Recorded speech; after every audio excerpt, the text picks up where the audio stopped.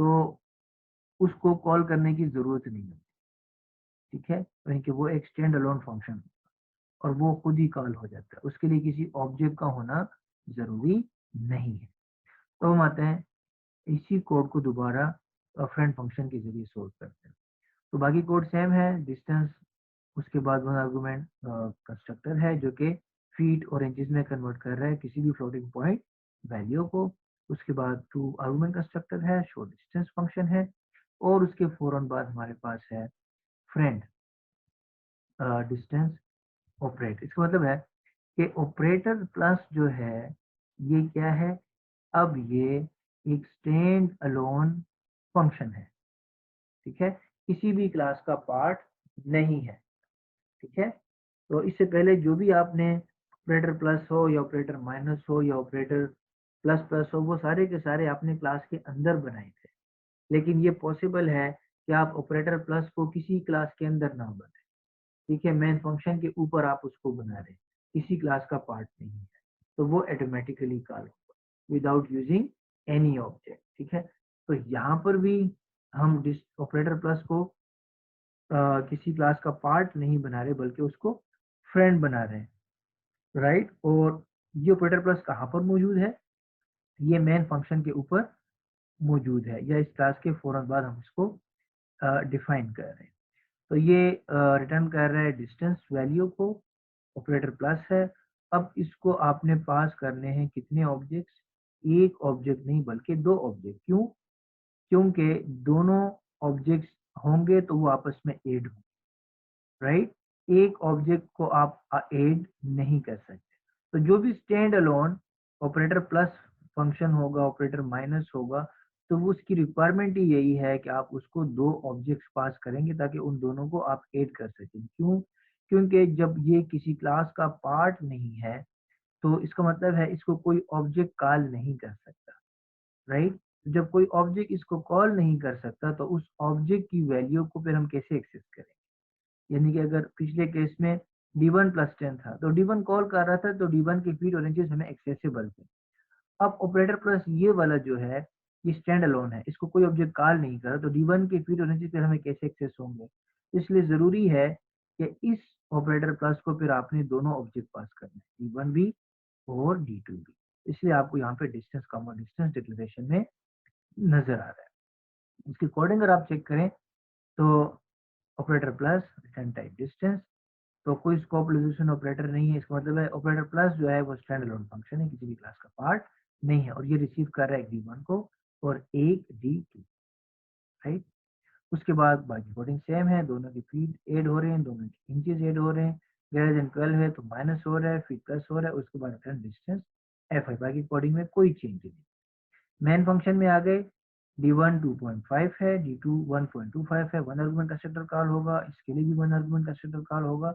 दोनों जो है फीट और इंचेस में कन्वर्ट होते हैं। उसके बाद है D3 is equal to D1 plus 10, तो D1 जो है इस D1 को मिलेगा और ये जो प्लस है ये ऑपरेटर प्लस ऑटोमेटिकली कॉल हो जाएगा और 10.0 जो है वो इस D2 को मिलेगा।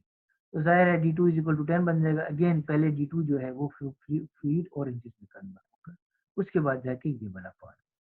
और अगर हम लिखेंगे 10.0 प्लस D1, अगेन ये भी काम करेगा। क्यों? क्योंकि 10.0 जो है वो D1 को मिलेगा, D1 इज इक्वल टू 10 बन जाएगा और D1 पहले फीट और इंचेस में कन्वर्ट होगा, तब जाके नीचे जो कोडिंग है वो स्टार्ट होगी और प्लस D1 जो है वो इस D2 को असाइन, ठीक है?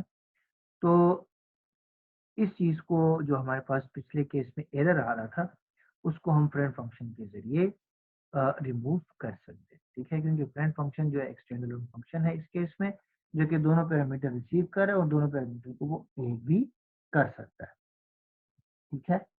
तो इस तरह से हम इसको कर सकते हैं। और चूंकि ये फ्रेंड फंक्शन है तो इस फ्रेंड फंक्शन ऑपरेटर प्लस जो है वो फ्रेंड फंक्शन है तो वो D1 के फीड को भी एक्सेस कर सकता है और D2 के फीड को भी एक्सेस कर सकता है, ठीक है? क्योंकि ये दोनों प्राइवेट हैं और एक आर्म फंक्शन जो है स्टैंडर्ड फंक्शन अगर वो फ्रेंड नहीं है तो वो प्राइवेट मेंबर को एक्सेस नहीं कर सकता। लेकिन इस केस में ऑपरेटर प्लस को यहाँ पर ऊपर फ्रेंड डिक्लेयर किया है तो इस वजह से ये प्राइवेट फीड और प्राइवेट इंचेस को एक्सेस कर सकता है, ठीक है? तो ये था हमारा फ्रेंड फंक्शन उसके बाद है कॉपी कंस्ट्रक्टर। तो कॉपी कंस्ट्रक्टर अगर आपको याद होगा, मैंने आपको पहले भी बताया था कि कॉपी कंस्ट्रक्टर को हम कब कॉल करते हैं, ठीक है।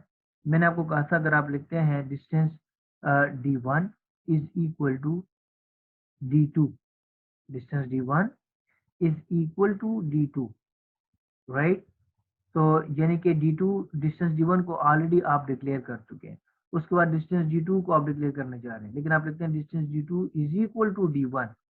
उसी वक्त यानी कि ऑलरेडी एक कंस्ट्रक्टर, एक ऑब्जेक्ट इनिशियलाइज्ड है या मौजूद है, उसी को यूज करते हुए आप एक और ऑब्जेक्ट को इनिशियलाइज कर देते हैं। So a copy constructor is a special constructor that is called whenever a new object is created and initialized with another object's data। एक ऐसा ऑब्जेक्ट जो ऑलरेडी इनिशियलाइज्ड है, आप दूसरे ऑब्जेक्ट को भी उसके बराबर कर देते हैं ड्यूरिंग डिक्लेरेशन। ड्यूरिंग डिक्लेरेशन तो उस वक्त कॉपी कंस्ट्रक्टर कॉल होगा। तो ये एग्जांपल से ज्यादा क्लियर होगा। ये देखें कॉपी कंस्ट्रक्टर का के लिए एक एग्जांपल है। इसमें अगर आप चेक करें, यहाँ पर अगर आप चेक करें तो हमारे पास है क्लास अल्फा। क्लास अल्फा में इसके बाद है हमारे पास इंटीजर डेटा प्राइवेट मेंबर में है। अल्फा का डिफॉल्ट कंस्ट्रक्टर है, उसमें कुछ भी नहीं है। उसके बाद अल्फा का वन आर्गुमेंट कंस्ट्रक्टर है जो कि डेटा को इनिशियलाइज कर रहा है किसी भी वैल्यू से। उसके बाद हमारे पास है कॉपी कंस्ट्रक्टर, ठीक है। और मैंने आपको शुरू क्लास में बताया था जब हम कॉपी कंस्ट्रक्टर को डिस्कस कर रहे थे। सबसे पहले देखते हैं कॉपी कंस्ट्रक्टर कॉल कब होता है। अगर हम मेन फंक्शन में जाए, हमारे पास है अल्फा A1 ब्रैकेट में 37। इसका क्या मतलब है, A1 के लिए वन आर्गुमेंट कंस्ट्रक्टर कॉल होगा और A1 के डेटा को 37 असाइन होगा। अल्फा A2 के लिए डिफॉल्ट कंस्ट्रक्टर कॉल होगा। A2 is equal to A1, तो ये है असाइनमेंट ऑपरेटर, ठीक है। A2 equal is equal to A1, तो यहाँ पर असाइनमेंट ऑपरेटर कॉल होगा, राइट। और A1 में जो डेटा है वो A2 को मिल जाएगा, ठीक है।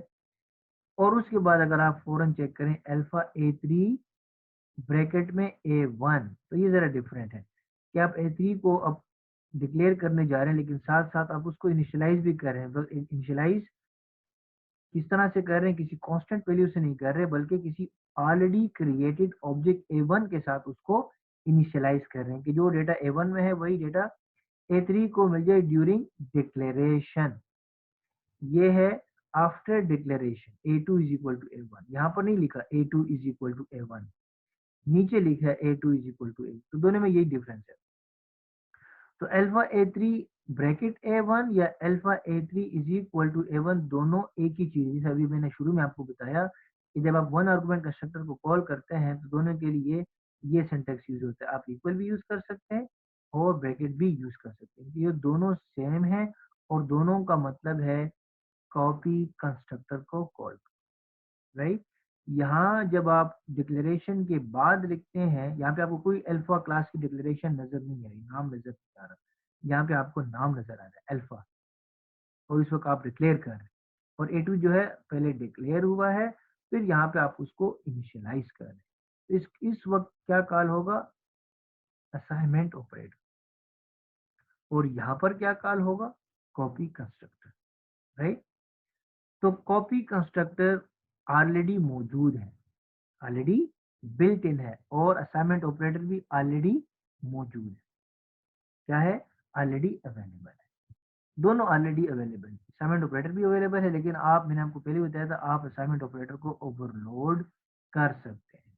सिमिलरली कॉपी कंस्ट्रक्टर भी पहले से मौजूद है, लेकिन आप उसको ओवरलोड कर सकते हैं। तो इस एग्जाम्पल में कॉपी कंस्ट्रक्टर को ओवरलोड और असाइनमेंट ऑपरेटर को ओवरलोड, हालांकि मौजूद है पहले से, लेकिन इसमें ओवरलोड की, अगर आप एडिशनल फंक्शनैलिटी उसमें इंक्लूड करना चाहते हैं तो आप उसको ओवरलोड भी कर सकते हैं। अब सबसे पहले देखते हैं कॉपी कंस्ट्रक्टर को। कॉपी कंस्ट्रक्टर को हम ओवरलोड अगर करते हैं तो उसका सिंटैक्स क्या होगा। डेफिनेटली कंस्ट्रक्टर है तो अल्फा जरूर लिखेंगे, रिटर्न टाइप कोई नहीं। अब अगर आप ब्रैकेट में देखेंगे तो ब्रैकेट में आपने टाइप क्या लिखना है, यहाँ पर आप देखें 37 है तो ये इंटीजर है, तो हमने लिखा था one argument constructor integer D. लेकिन अगर आप कॉपी कंस्ट्रक्टर में चेक करें, आप लिख रहे हैं A1 और ये किस टाइप का है, अल्फा टाइप का है।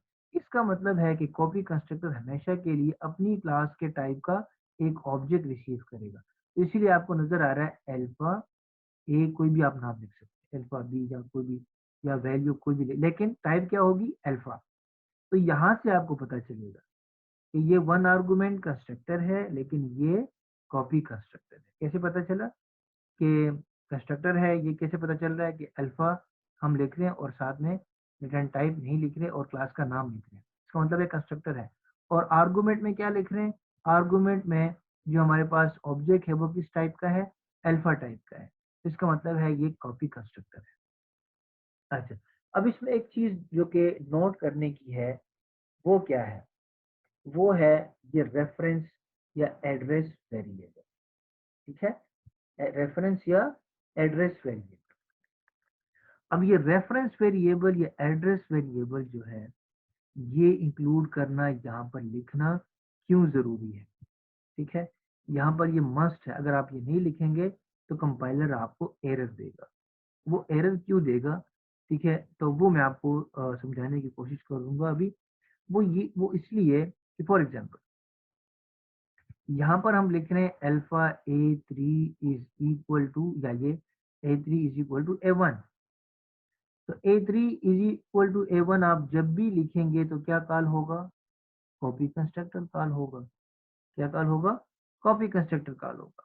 A3 is equal to A1 के लिए कॉपी कंस्ट्रक्टर कॉल होगा, राइट। अच्छा, अब आप आ जाएं, इसका मतलब है A3 कॉपी कंस्ट्रक्टर को कॉल कर रहा है और पैरामीटर कौन है, A1 एज अ पैरामीटर जाएगा।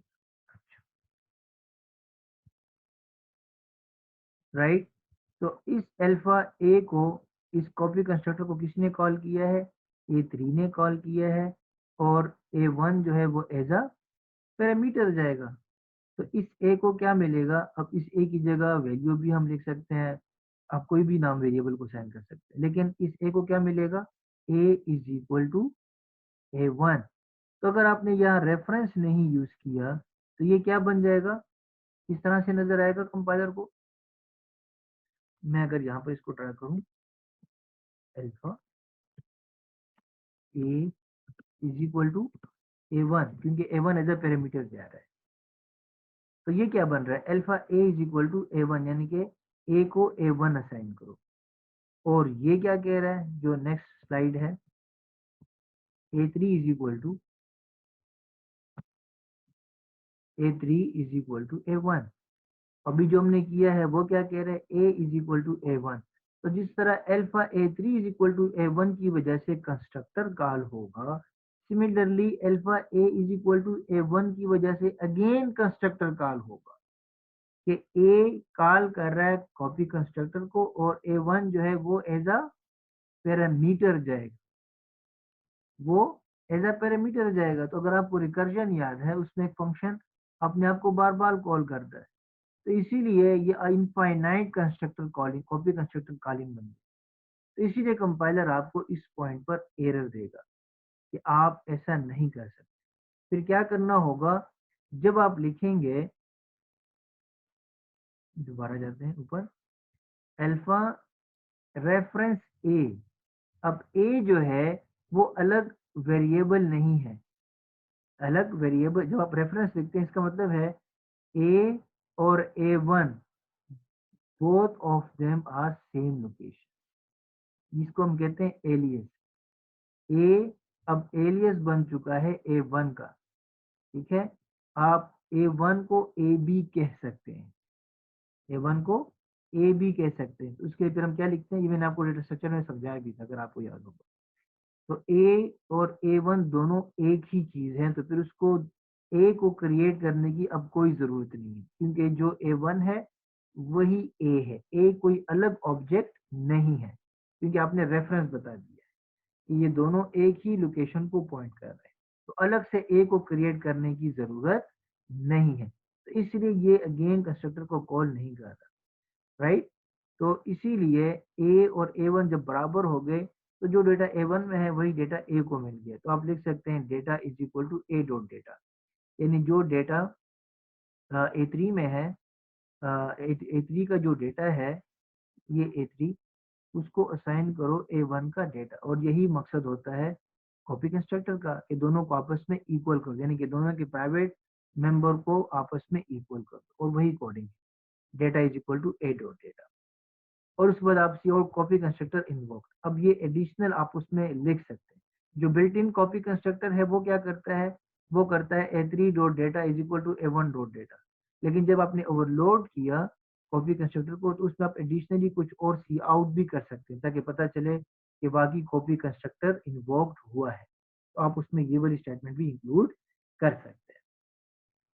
सिमिलरली ऑपरेटर इक्वल है, इसको भी आप ओवरलोड कर सकते हैं।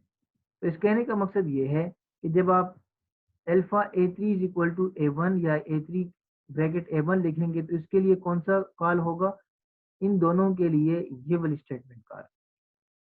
और ये वाला जो पार्ट है A2 is equal to A1, तो इक्वल ऑपरेटर ऑलरेडी मौजूद है कंपाइलर में, लेकिन अगर आप उसको ओवरलोड करेंगे तो वो भी कॉल होगा। और इस प्रोग्राम में उसको भी ओवरलोड किया, ऑपरेटर इक्वल, इसको भी ओवरलोड किया है। तो ये भी हमारे पास मौजूद है। और ये भी अल्फा टाइप का ऑब्जेक्ट रिसीव कर रहा है। तो आप लिख रहे हैं for example A2 is equal to A1, तो A2 ने इक्वल ऑपरेटर को कॉल किया और A1 एज अ पैरामीटर जाएगा, राइट। और कर क्या रहे, वही चीज है, जो A2 का डेटा है उसको असाइन हो जाए A का डेटा। और आप लिख लें सी आउट असाइनमेंट ऑपरेटर इन्वोक्ड। अब एक और चीज जो कि बताने वाली है वो ये है, क्या यहाँ पर भी एड्रेस लिखना जरूरी है? तो ये ऑप्शनल है, यहाँ पर जरूरी नहीं है। वो क्यों? वो इसलिए कि अगर हम यहाँ पर रेफरेंस लिख लेते हैं, फिर इसका क्या मतलब बन जाएगा कि ये A और ये A1 दोनों एक ही चीज है, राइट, दोनों एक ही चीज है, तो हम उसको डायरेक्टली यूज कर सकते हैं। A और A1, इसका मतलब है ये A1 ही है, तो A1 A का डेटा, ये A1 का डेटा। लेकिन अगर आप ये वाला रेफरेंस नहीं यूज करेंगे, तो ये क्या बन जाएगा, alpha A is equal to A1 बन जाएगा। और आपको पता है कि जब आप लिखते हैं alpha A is equal to A1, फिर क्या कॉल होगा, कंस्ट्रक्टर कॉल। और कौन सा constructor, alpha A is equal to A1 के लिए कौन सा कंस्ट्रक्टर कॉल होता है, कॉपी कंस्ट्रक्टर, ठीक है। तो कॉपी कंस्ट्रक्टर कॉल, राइट। इसका मतलब है अगर आप ये रेफरेंस नहीं डालेंगे तो कॉपी कंस्ट्रक्टर कॉल होगा। और कॉपी कंस्ट्रक्टर ऑलरेडी आप बना चुके हैं, तो अगर आपने नहीं बनाया तो जो बिल्ट इन कॉपी कंस्ट्रक्टर है वो कॉल हो जाए, वो कॉल हो जाए, ठीक है। तो इस केस में अगर आप रेफरेंस नहीं हटाएंगे, हटा देंगे, तो फिर क्या होगा, कॉपी कंस्ट्रक्टर कॉल। और ये कॉपी कंस्ट्रक्टर ऑलरेडी मौजूद है, राइट। कॉपी कंस्ट्रक्टर आपके पास यहाँ पर ऑलरेडी मौजूद है, तो ये वाला कॉल हो जाएगा। फिर भी कोई टेंशन नहीं है। तो होगा क्या कि ए के डेटा को A1 का डेटा मिल जाएगा, उसके बाद हम ए को यूज कर सकते हैं, ए को हम यूज कर सकते हैं।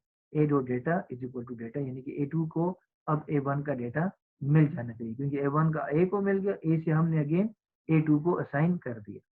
तो आप इस कोड को अगर एग्जीक्यूट करें, पहले विदाउट, फिर विद रेफरेंस करें, इस रेफरेंस के साथ करें, उसका आउटपुट चेक करें, फिर ये रेफरेंस हटाएं, फिर आउटपुट चेक करें, तो आपको आउटपुट कैसे नजर आएगा, अगर मैं आपको बताऊं। सबसे पहले तो यहाँ पर आएगा A2 is equal to A1, सबसे पहले आपको आएगा कॉपी कंस्ट्रक्टर, सॉरी, असाइनमेंट, इसके लिए क्या लिखा हुआ है, असाइनमेंट ऑपरेटर इन्वोक्ड। अगर आप इसके साथ यूज करेंगे, यानी कि रेफरेंस यूज करें, तो ये डायरेक्टली रेफरेंस है, डायरेक्टली इधर आ जाएगा असाइनमेंट ऑपरेटर होने। और फिर कॉपी कंस्ट्रक्टर है, वो कॉल हो रहा है, फिर आ जाएगा यहाँ पर कॉपी कंस्ट्रक्टर। लेकिन अगर आप ये रेफरेंस रिमूव कर दें, फिर क्या आउटपुट होगा, सबसे पहले इसके लिए कॉल होगा assignment operator invoke, right. Assignment operator invoke जब यहाँ पर ऑपरेटर इक्वल के पास आएगा तो ऑपरेटर इक्वल में यहाँ नीचे नहीं आएगा असाइनमेंट ऑपरेटर इन्वोक। क्यों? क्योंकि आपने रेफरेंस खत्म कर दिया। इसके लिए सबसे पहले क्या कॉल होगा? Copy constructor. तो पहले आएगा कॉपी कंस्ट्रक्टर इन्वोक, उसके बाद आएगा असाइनमेंट ऑपरेटर इन्वोक। ठीक है, तो इस स्टेटमेंट के लिए सबसे पहले जाएगा कॉपी कंस्ट्रक्टर में, फिर वापस आएगा असाइनमेंट ऑपरेटर इन्वोक, और इसके लिए फिर होगा कॉपी कंस्ट्रक्टर इन्वोक। इसका मतलब है जब आप रेफरेंस हटा देंगे तो कॉपी कंस्ट्रक्टर इन्वोक 2 दफा एग्जीक्यूट होगा। एक दफा इसके यानी कि असाइनमेंट ऑपरेटर से पहले, और एक दफा असाइनमेंट ऑपरेटर इन्वोक के बाद।